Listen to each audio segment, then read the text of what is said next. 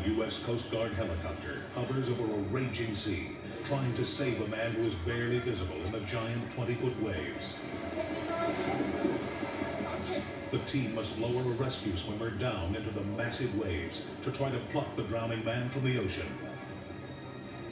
The victim's life depends on the courage and determination of this Coast Guard crew. But little do they know that during this crisis, one of their own will be tested as never before. At 4:11 p.m. on September 26, 1998, the U.S. Coast Guard air crew in Newport, Oregon, rushes into action. All they know is that a swimmer is in distress somewhere near an area called the Devil's Punch Bowl. Flight mechanic Dave Eleanor will operate the helicopter's rescue hoist. We had no idea what we were faced with. We just jumped. Everybody just jumped in the helicopter and we got going. Only minutes after they received the call, the team is airborne and heading for Devil's Punch Bowl at over 150 miles per hour. Rescue swimmer Brad Trebelhorn will be lowered on the rescue hoist into waters that are among the most ferocious in the world. The ocean doesn't care who you are or what you're there for or what you're doing. It beats up on you. The waves are very heavy and very big. As soon as they reach the Devil's Punch Bowl, the team locates the man. He's a quarter of a mile from the beach and almost impossible to see among the enormous waves. I have never seen that much water and that much turbulence engulf somebody before. Matt Mormon, the pilot of the controls, must first bring the helicopter into a stable hover directly over the man. But he can't see him below the aircraft. Matt must rely on flight mechanic Dave Eleanor to constantly update him on the man's position. Dave's calling shots. He tells me where to go, and it's my job to get there. Dave puts rescue swimmer Brad Trebelhorn into the winch line and begins to lower him into the turbulent sea. But just as Brad is about to reach the water, a large swell approaches. Dave quickly stops the winch to let the wave pass. I didn't want to put Brad down in the swell, so I took him back up. Dave sets Brad down right next to the drowning man. But then, both men are overcome by an enormous wave and completely disappear. Dave searches the surf for Brad.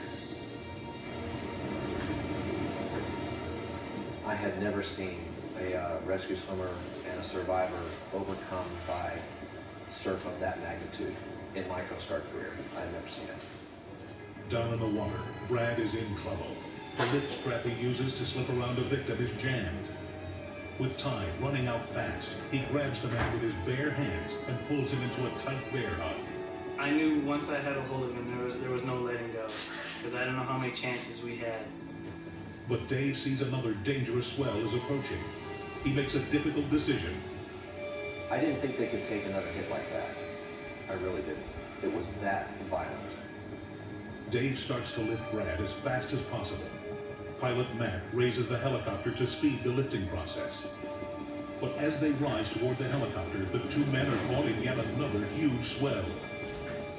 The force of the wave sends the cable into a powerful swinging motion. I had to really muscle it around to get him to stop swinging.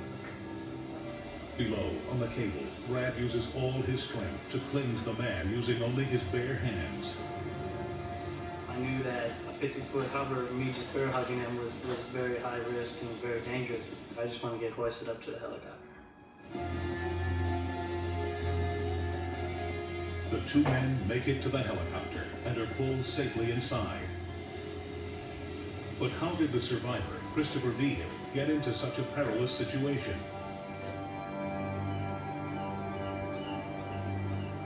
It was a beautiful afternoon and the water looked really inviting. The weather was beautiful. Christopher Vigil and his wife Mary have been vacationing on the Oregon coast. We both really love Oregon and we love the coast. And it was just supposed to be a really nice weekend. The sun was bursting through and it was a very attractive place to go swimming, so I decided to go out and get a little exercise and take a little swim. Christopher had swum for only 3 or 4 minutes when he realized that he was getting further and further away from shore. He struggled to get back to land, but he kept getting pulled away from the beach. And I realized, man, I'm not beating this. This thing's beating me.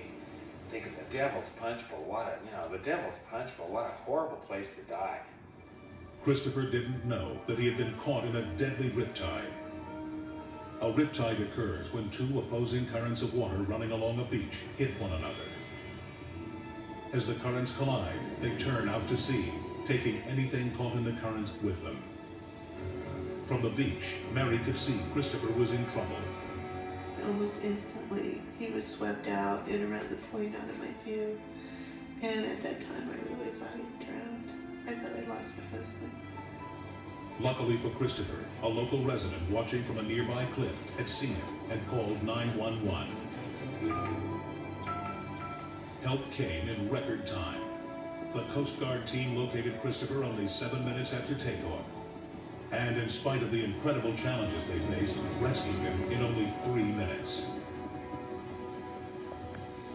Christopher survived his adventure at the Devil's Punch Bowl without a scratch. A year later, while recovering from a foot injury, he and Mary traveled to Oregon once again. And they take time to stop by the Coast Guard hangar in Newport to thank the man who refused to let go. And this guy is amazingly, his strength and power, it was just like, oh man, it felt like your father, it felt like your dad grabbing you and picking you up and yanking you out of harm's way.